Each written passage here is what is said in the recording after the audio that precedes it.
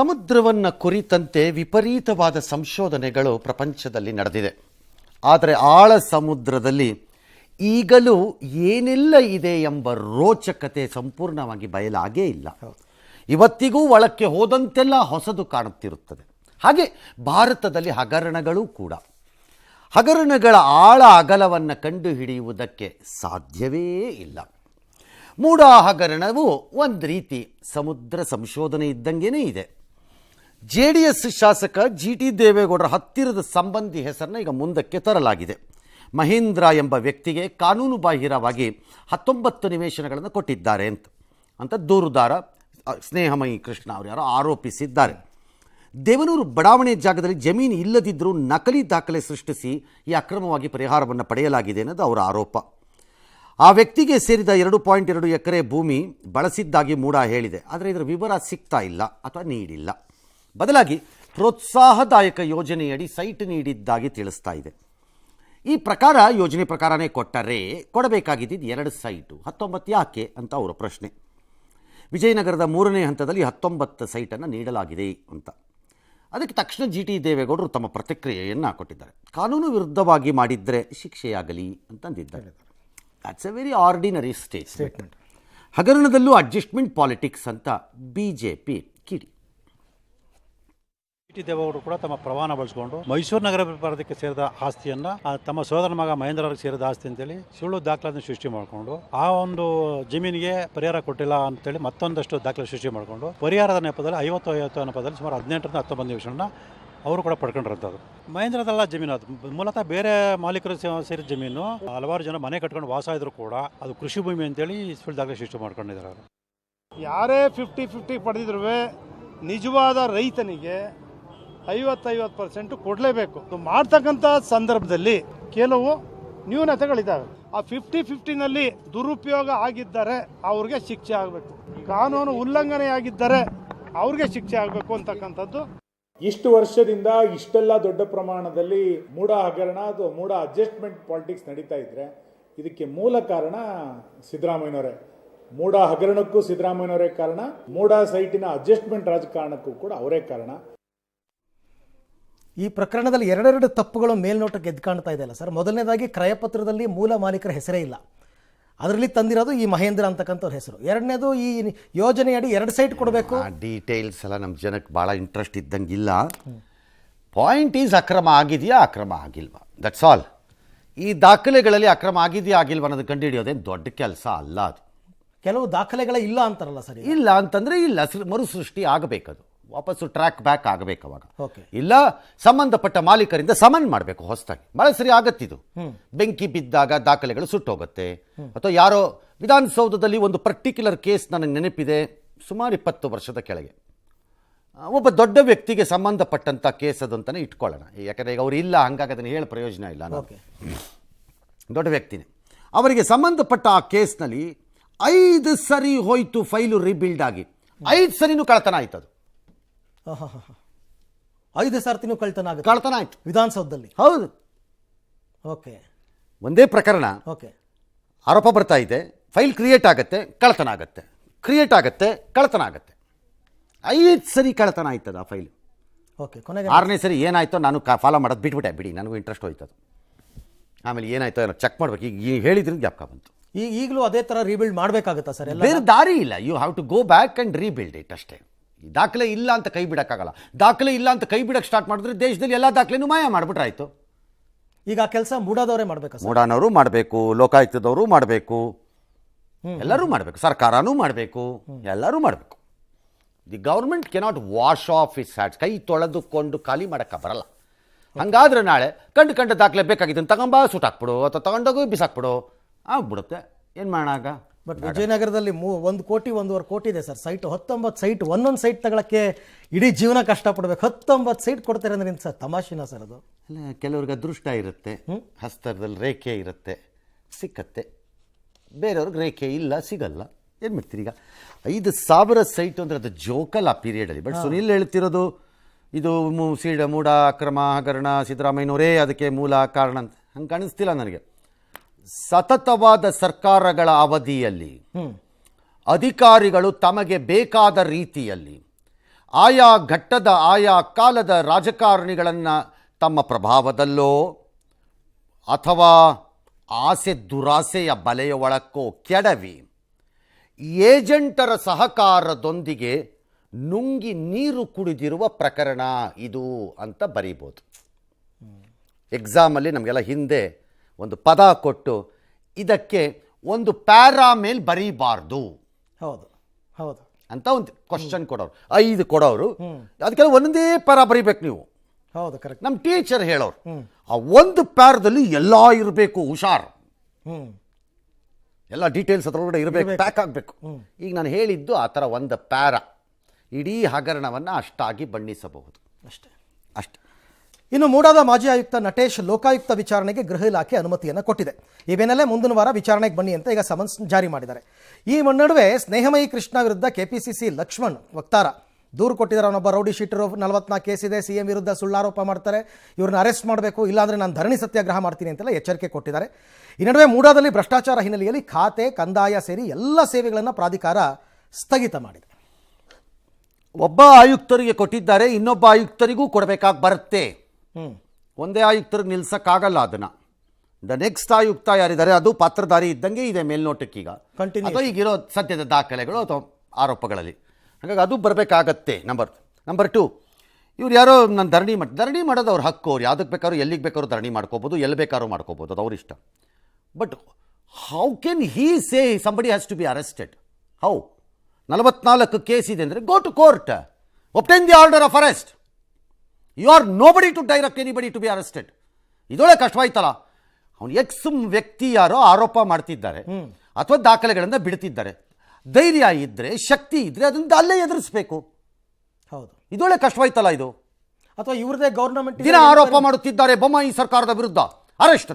The same man you conduct lot of press conference and make allegations. Have you proved anything? ಇಲ್ಲ, ಇನ್ನು ಕೋರ್ಟಲ್ಲಿ ಇರುತ್ತೇನೋ. ಇದ್ರೆ ದಾಖಲೆ ಕೊಡಿ, ಆಗಬೇಕು, ಅರೆಸ್ಟ್ ಮಾಡಬೇಕು ಅವ್ರನ್ನ. Why? How can you shoot a messenger? What sort of a nonsense ಇದು ಆರ್ಗ್ಯುಮೆಂಟ್? ಇದು ಇಸ್ ಅನ್ಫೇರ್. ಇದು ಅವ್ರಿಗೆ ಬಿಡುಗಡೆ ಧಾರಣ, ಪ್ರೊಟೆಸ್ಟು, ಅವ್ರು ತಪ್ಪಾರೋಪ ಮಾಡ್ತಿದ್ದಾರೆ ಅಂತ ಪೊಲಿಟಿಕಲಿ ಫೈಟ್ ಮಾಡೋದು ಬೇರೆ. If you somebody has anything against the complaint, go to court, obtain the order on him. ಅಷ್ಟೇ. ಒಳ್ಳೆ ಕತೆ ಆಯ್ತಿದು. Come on, there has to be a limit for everything. ಆರೋಪ ಮಾಡೋದು, ದಾಖಲೆ ಬಿಡುಗಡೆ ಮಾಡೋದೇ ತಪ್ಪು. ನಾಳೆ ನೀವುಗಳು ಆರೋಪ ಮಾಡಿದಾಗ ಇನ್ನೊಬ್ರು ಹೇಳ್ತಾರೆ ಸುಳ್ಳು ಆರೋಪ ಮಾಡ್ತಿದ್ದಾರೆ, ಬಂಧಿಸಿ ಅಂದ್ರೆ ಯಾರನ್ನು ಬಂಧಿಸ್ಬೇಕೀಗ? ಯಾರನ್ನು ಬಂಧಿಸ್ಬೇಕು? ಎಸ್, ನನ್ನನ್ನು ಮುಟ್ಟಿದ್ರೆ ರಾಜ್ಯದ ಜನ ಸುಮ್ಮನಿರಲ್ಲ ಅಂತ ಎಚ್ಚರಿಕೆ ನೀಡಿದ್ದ ಸಿದ್ದರಾಮಯ್ಯನವರು ಈಗ ಅಹಿಂದ ಹೆಸರಲ್ಲಿ ಒಂದು ಪ್ರದರ್ಶನ ಮಾಡ್ತಾರಂತೆ. That's okay, that's his call. December 5ರಂದು ದೇವೇಗೌಡರು ಅವರು ಹಾಸನದಲ್ಲೇ ಮಾಡ್ತಾರೆ ಅಂತ ಸುದ್ದಿ. ಈಗ ಏನು ರಾಜಣ್ಣ, ಮಾದೇವಪ್ಪ ಯಾರ್ಯಾರು ವಹಿಸ್ಕೊಳ್ತಾರಂತೆ. ಹೈಕಮಾಂಡ್ ಅನುಮತಿ ತಗೋತಾರೆ ಅನ್ಸತ್ತೆ, ಕೊಡ್ಬೋದು ಅವ್ರೂ. ಇದಕ್ಕೆ BJP ಆಕ್ರೋಶ, ಅಹಿಂದ ತಂತ್ರಕ್ಕೆ. ಯಾಕೆ ಆಕ್ರೋಶ? ಏನಕ್ಕೆ? ಎಲೆಕ್ಷನ್ ಟೈಮ್ನಲ್ಲಿ ಏನಾದರೂ ಈ ಥರದ್ದು ಮಾಡಿದ್ರೆ ಪೊಲಿಟಿಕಲಿ ಏನಾದರೂ ಗೇನ್ ಆಗ್ಬೋದು. ಈಗ ಯಾರ ವಿರುದ್ಧ ಮಾಡ್ತಾರೆ? ನಿಮ್ಗೇನು ಸಮಸ್ಯೆ ಅದರಲ್ಲಿ? ನಿಮ್ಗೇನ್ರಪ್ಪ ಸಮಸ್ಯೆ BJPಗೆ? ಅವ್ರ ಸಮಾವೇಶ, ಅವ್ರ ದುಡ್ಡು, ಅವ್ರ ಜನ ಸೇರಿಸ್ಕೊತಾರೆ, ಅವ್ರು ಮಾಡ್ಕೋತಾರೆ, ಅವ್ರು ಭಾಷಣ ಮಾಡ್ಕೋತಾರೆ, ಹೋಗ್ತಾರಪ್ಪ. ನಿಮಗೆ ನೀವು ಮಾಡಿ. ಹಂಗಲ್ಲ ಸರ್, ಈ ಮೂಡಾ ಹಗರಣದಲ್ಲಿ ಆರೋಪ ಹೊತ್ತು ತನಿಖೆ ಎದುರಿಸ್ತಾ ಇರಬೇಕಾದ್ರೆ ನೀವು ಶಕ್ತಿ ಪ್ರದರ್ಶನ, ಅಹಿಂದ ಪ್ರದರ್ಶನ ಮಾಡಿ ಭಾಷಣ ಮಾಡಿದ ಕೂಡಲೇ ಕೋರ್ಟಲ್ಲಿ ಇದು ಅಹಿಂದ ಪ್ರದರ್ಶನ ನಡೆದುಬಿಟ್ಟಿದೆ ಅಂತ ಕೋರ್ಟ್ ಬಾಯಿಸ್ಕೊಂಡು ಕೂತ್ಕೊಳತ್ತಾ? ತನಿಖೆಗೆ ಯಾವ ಇದು? Then how can you stop? ಅವ್ರವ್ರ ಪೊಲಿಟಿಕಲ್ ಆಕ್ಟಿವಿಟಿ ಅವ್ರವ್ರು ಮಾಡ್ಕೊಳ್ಳಿ. ಮಾಡಬಾರ್ದು ಅಂತ ಹೆಂಗೆ ಹೇಳ್ತೀರಿ ನೀವು? ಈಗ ಅವ್ರು ಯಾರೋ ಆರೋಪ ಮಾಡಬಾರ್ದು, ನಾನು ಧರ್ಣ ಮಾಡಿಬಿಟ್ಟು ಅರೆಸ್ಟ್ ಮಾಡಿಬಿಡ್ಬೇಕು ಅವ್ರನ್ನ, ಹೆಂಗೆ ಹೇಳ್ತಾರೆ ಅವರು ಅಂತ. ಇದು ಹಾಗೇನೆ ಅಷ್ಟೇ.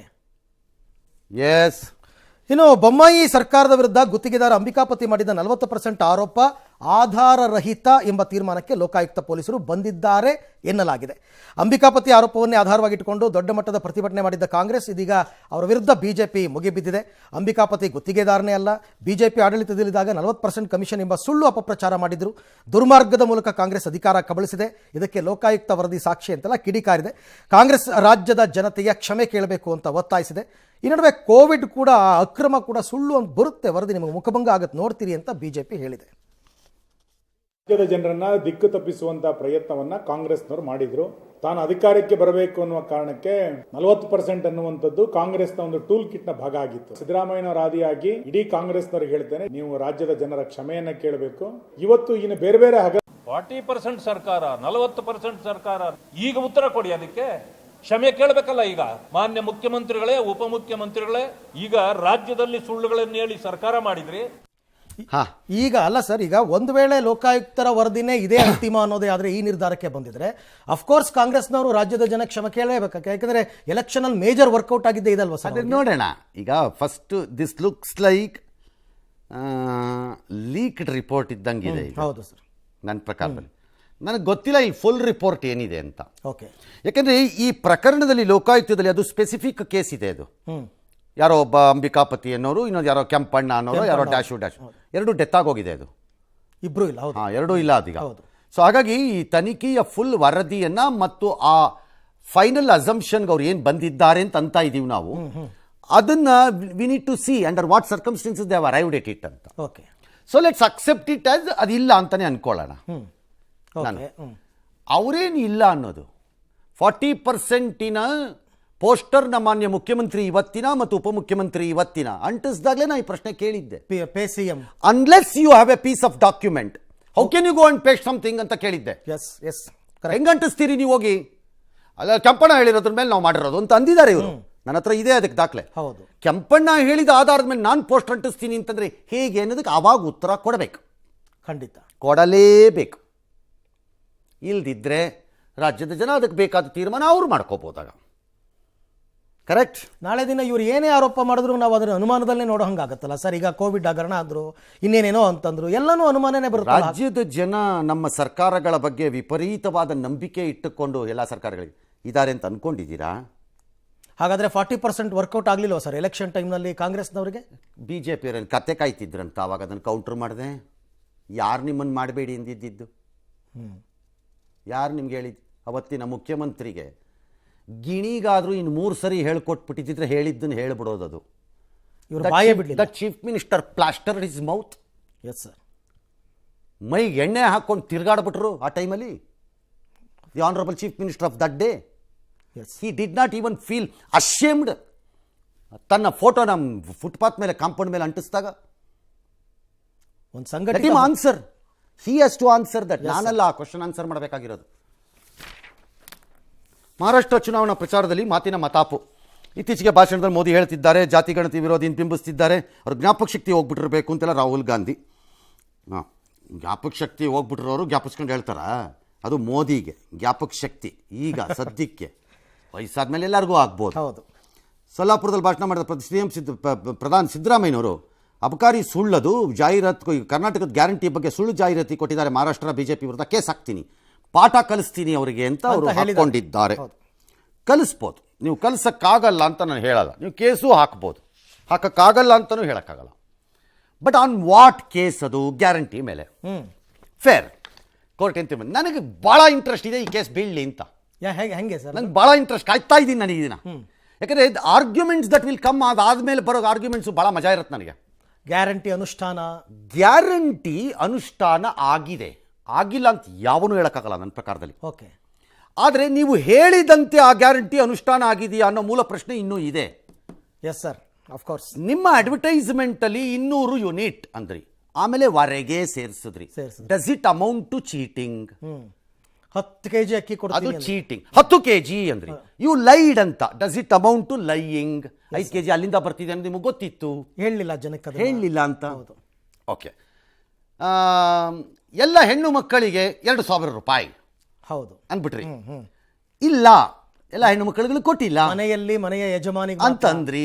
Does it amount to cheating? So ಚುನಾವಣಾ ಪೂರ್ವದಲ್ಲಿ ದಾಖಲೆಯುಕ್ತವಾಗಿ ಮಾಡುವಂತಹ ಭರವಸೆಗಳೇನಿವೆ ಅದು ಈಡೇರದಿದ್ದರೆ ಅದು ಜನತೆಗೆ ಆ ಪಕ್ಷ, ಯಾವುದೇ ಪಕ್ಷ ಆಗಲಿ, BJPನೋ ಕಾಂಗ್ರೆಸ್ಸೋ, ಮಾಡುವ ಮೋಸ, ವಂಚನೆ, ದಗ, ಪಿತೂರಿ ಆಗತ್ತಾ ಆಗಲ್ವಾ? ಚರ್ಚೆಗೆ ಬರಬೇಕು, ಚರ್ಚೆಗೆ ಬರಲಿ ಅಂತ ನನ್ನ ಆಸೆ. ಆಗ ಇವ್ರು ಏನು ಉತ್ತರ ಕೊಡ್ತಾರೆ? ಯಾರು ಆಗಲಿ, ಹೌದು, ಯಾರಾದರೂ ಉತ್ತರ ಕೊಡಲಿ, ಅದು ಕೊಡಬೇಕು. ಯಾಕಂದರೆ ನಾನು ಹೇಳಿದ್ದು ಜಾರಿಗೆ ಬರಬೇಕು.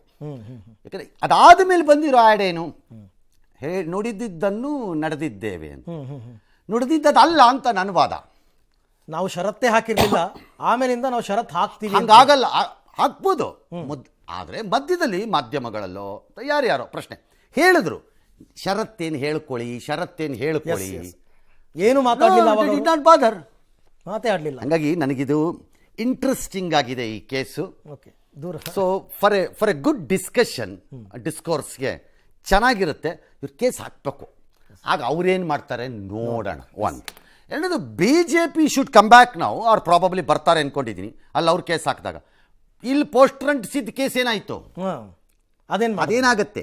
ಚೆನ್ನಾಗಿದೆ ಇದು. This A good legal case.